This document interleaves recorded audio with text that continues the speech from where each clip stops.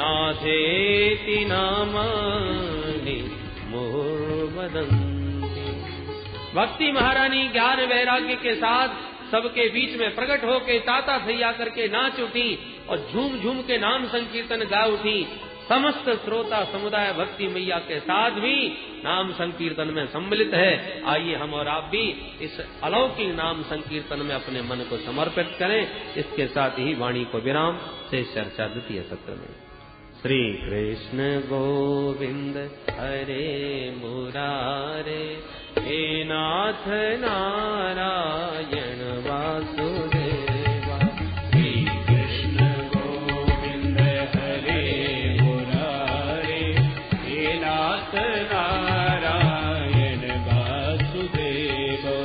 श्री कृष्ण गोविंद हरे मुरारे, हे नाथ नारायण वासुदेवा। श्री कृष्ण गोविंद हरे मुरारे, हे नाथ नारायण वासुदेवा। श्री कृष्ण गोविंद हरे मुरारे, हे नाथ नारायण वासुदेवा। श्री कृष्ण गोविंद हरे मुरारे, हे नाथ नारायण वासुदेवा।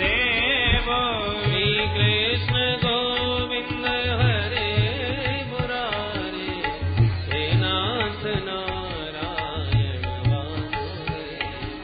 श्री कृष्ण गोविंद हरे मुरारे, हे नाथ नारायण हरि बोल।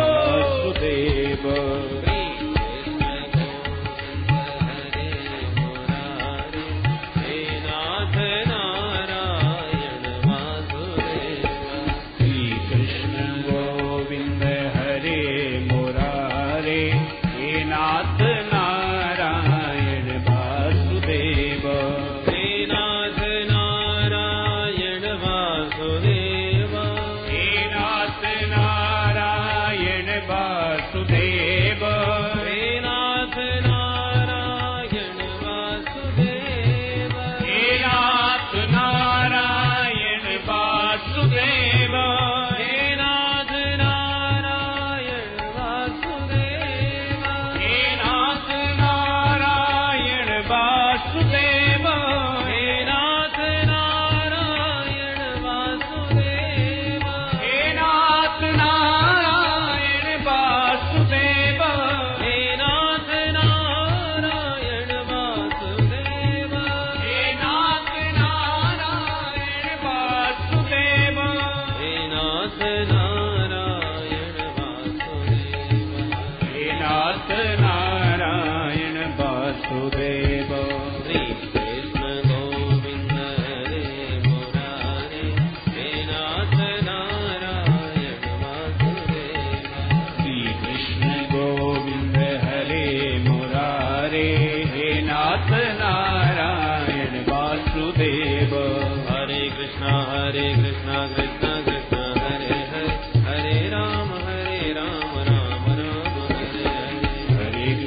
हरे कृष्णा कृष्णा कृष्णा हरे हरे, हरे राम राम राम हरे हरे। हरे कृष्णा कृष्णा कृष्णा हरे हरे, हरे राम राम राम हरे हरे। हरे कृष्णा कृष्णा कृष्णा हरे हरे, हरे राम राम राम हरे हरे। हरे कृष्णा कृष्णा कृष्णा हरे हरे, हरे राम राम राम हरे हरे। हरे कृष्णा कृष्णा कृष्णा हरे हरे, हरे राम राम राम हरे हरे। हरे कृष्णा कृष्णा कृष्णा हरे हरे, हरे राम राम राम हरे हरे। हरे कृष्णा कृष्णा कृष्णा हरे हरे, हरे राम राम राम हरे हरे। हरे कृष्णा कृष्णा कृष्णा हरे हरे, हरे राम राम राम हरे हरे। हरे कृष्णा कृष्णा कृष्णा हरे हरे, हरे राम राम हरे हरे। हरे कृष्णा कृष्णा कृष्णा हरे हरे, हरे राम राम राम हरे हरे। हरे कृष्णा कृष्णा कृष्णा हरे हरे, हरे राम कृष्णा कृष्णा हरे हरे हरे राम राम राम हरे हरे। बोल भक्ति महारानी की जय। श्रीमद्भागवत महापुराण की जय।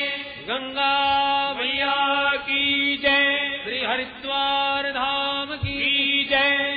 जय जय श्री राधे। नाथ नारायण वासुदेव नाथ नारायण वासुदेव। हे नाथ नारायण वासुदेव नाथ नारायण वासुदेव। हे नाथ नारायण वासुदेव नाथ नारायण वासुदेव। जय जय कृष्ण गोविंद हरे मुरारी। जय हो। हे नाथ नारायण वासुदेव श्री कृष्ण गोविंद हरे मुरारी। हे नाथ नारायण वासुदेव। श्री कृष्ण गोविंद हरे मुरारी।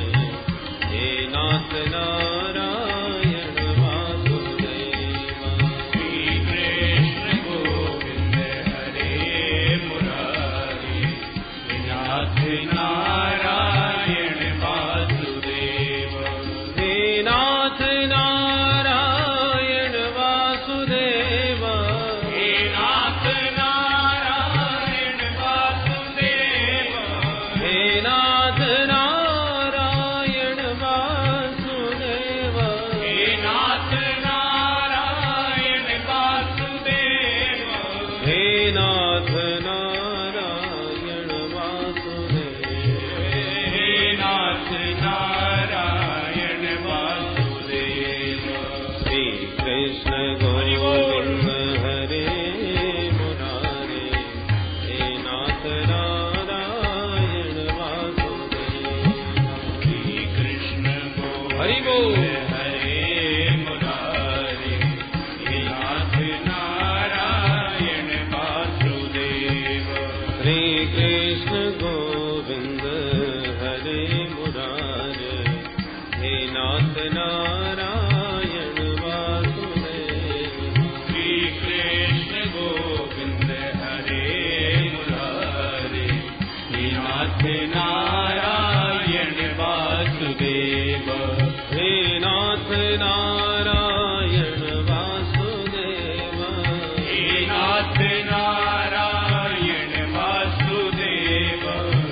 नाथ नारायण वासुदेव। हे नाथ नारायण वासुदेव हे नाथ नारायण वासुदेव। हे नाथ नारायण वासुदेव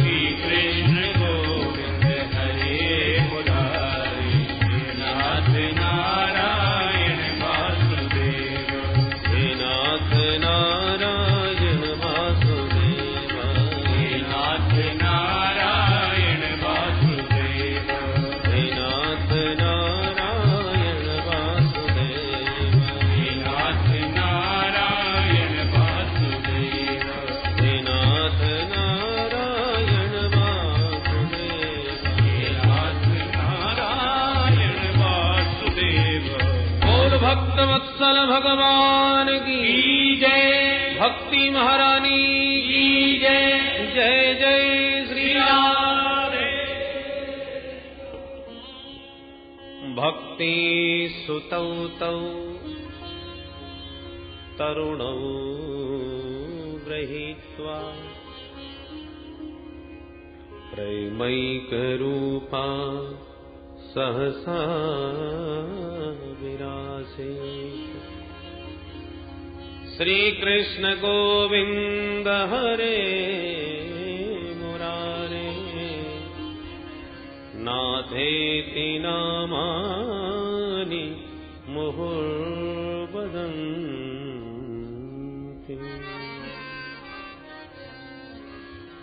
भगवान के मधुर मंगलमय नामों का दिव्य संकीर्तन करती हुई भक्ति माता श्रोता समुदाय के बीचों बीच गंगा तट पर संत समाज में प्रकट हो गई। श्रोता बंधु सब तर्क वितर्क करने लगे। कथम प्रविष्टा कथम आगतेयम मध्ये मुनीनामिति तर्कयन्ता। ये कहां से आई, कब इन्होंने हमारे बीच प्रवेश किया, पता ही नहीं चला, कैसे प्रकट हो गई।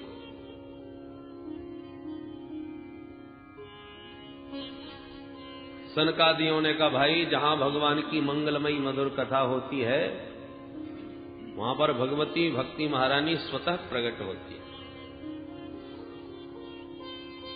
भक्ति मैया ने सबके बीच सनकादियों से पूछा, भगवान यहां आपने बैठने की अलग अलग व्यवस्थाएं सबको दी हैं, परंतु अहम क्व तिष्ठामि, मैं कहां बैठूं महाराज, मेरा स्थान कौन सा है। सनकादियों ने कहा, देवी निरंतरम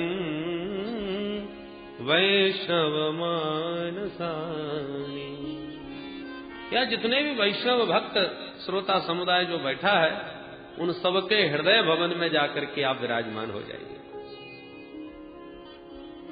क्योंकि त्रिभुवन में वही धन्य है जिसके हृदय भवन में देवी भक्ति का निवास है। जिसके भवन में भक्ति महारानी विराजमान हो जाए तो उसे भगवान के पीछे नहीं भागना पड़ता, अपितु भगवान ही उसके पीछे पीछे भागने लगते।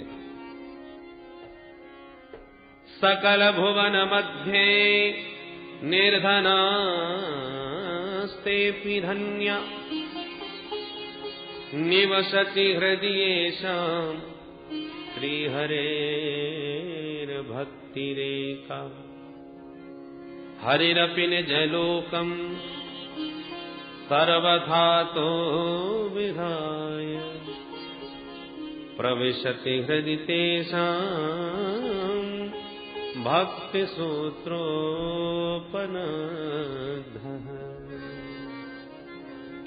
त्रिभुवन में वही धन्य है जिसके हृदय भवन में भक्ति महारानी विराजमान है, क्योंकि भगवान जिस भवन में भक्ति को देखते हैं बस फिर अपना घर छोड़ के अपना बैकुंठ त्याग करके निज लोकम विहाय प्रविशति हृदि तेषां, उसके भक्त के हृदय में भगवान जबरदस्ती घुस बैठते हैं, घुसपैठ करते हैं। और एक बार सरकार घुस पाए तो फिर भक्त कितनी भी कोशिश कर ले फिर निकलने वाले नहीं है। बोलो जय श्री कृष्ण। भाई भवन सुंदर हो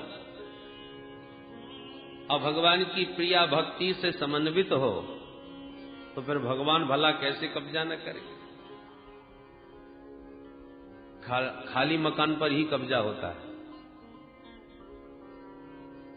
भगवान भवन में झांक करके देखते हैं कौन बैठा है, और जब देखते हैं कि काम क्रोध लोभ मोह मद मात्सर ईर्ष्या द्वेष छल कपट और ये साहब बड़ी लंबी सेना भरी है इस भवन में, तो हाउसफुल, कोई जगह नहीं हमारे लिए, लौट पड़ते हैं।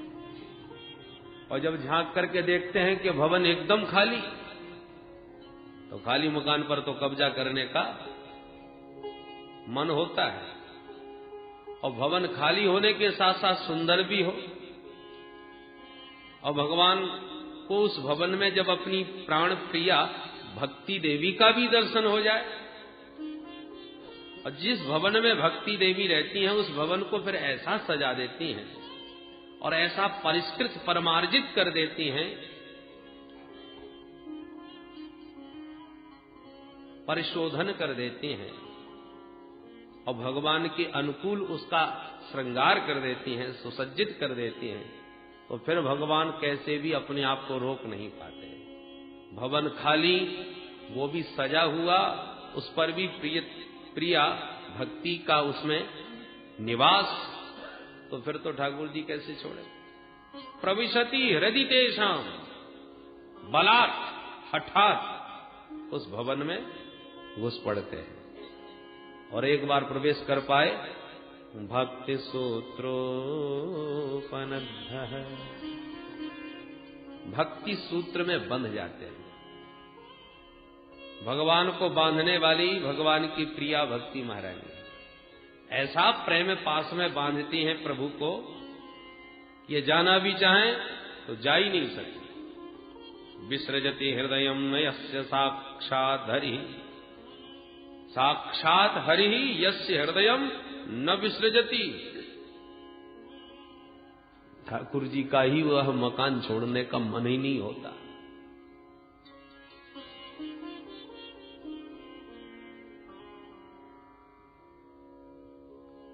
सूत जी कहते हैं, ऋषियों, अब देवर्षि नारद ने सनकादियों से कहा, भगवान हमने प्रत्यक्ष देख लिया कि श्रीमद् भागवत के श्रवण से ज्ञान वैराग्य के साथ समन्वित भक्ति किस प्रकार से पुष्ट होकर नाचती है।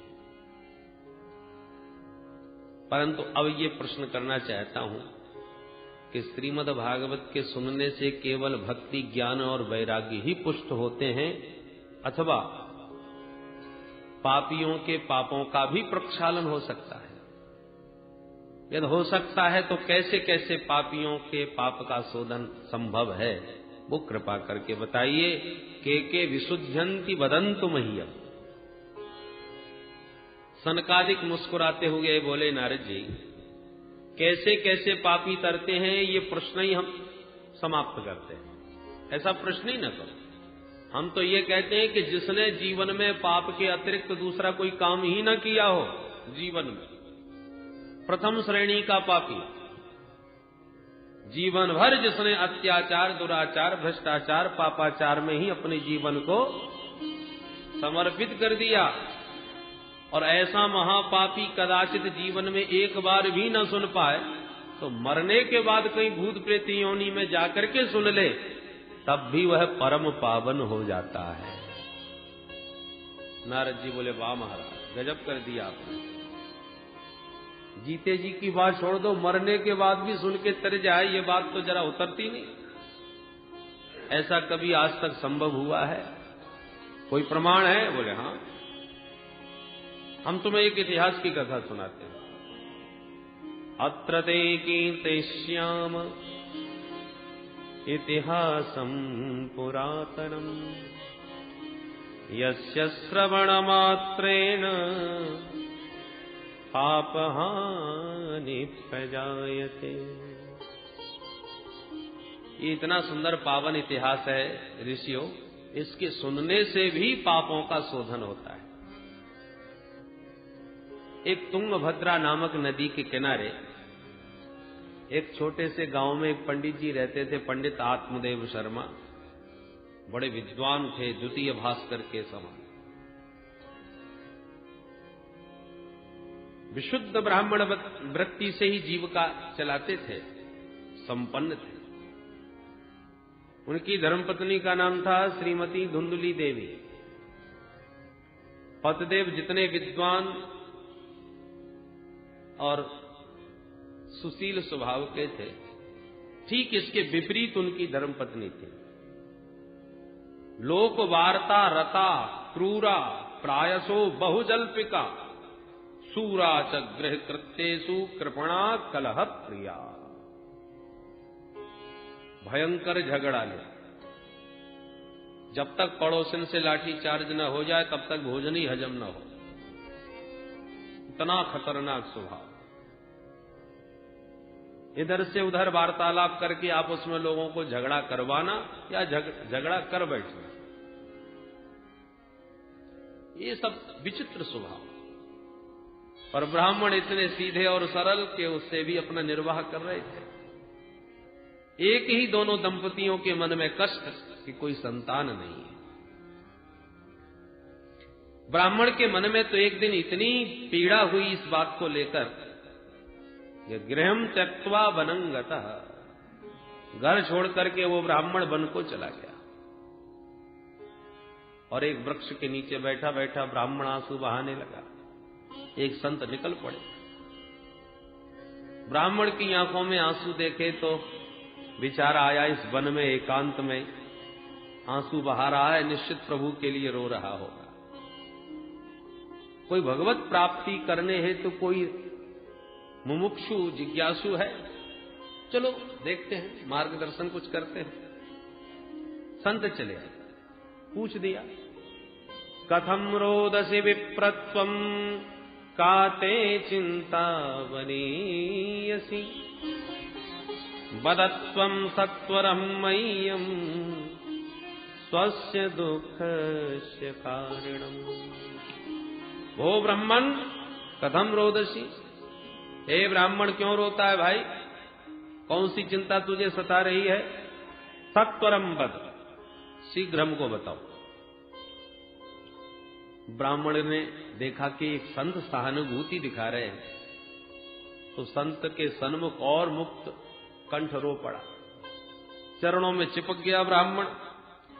किम ब्रवीमि ऋषे दुःखम पूर्व पापेन संचितम मदीयः पूर्वजास्तोयम् कबोष्णमुपभुञ्जते। महाराज क्या बताऊं अपने मन की बात, न जाने पूर्व जन्मों के कितने पाप उदय हो गए। पूर्वजों को जल देता हूं तो उनकी आंखों में आंसू आ जाते हैं, क्योंकि मेरे बाद उन्हें कोई जल देने वाला नहीं। भगवान का दिया घर में सब कुछ है महाराज, पर संतान के बिना वो घर काटने को तोड़ता है।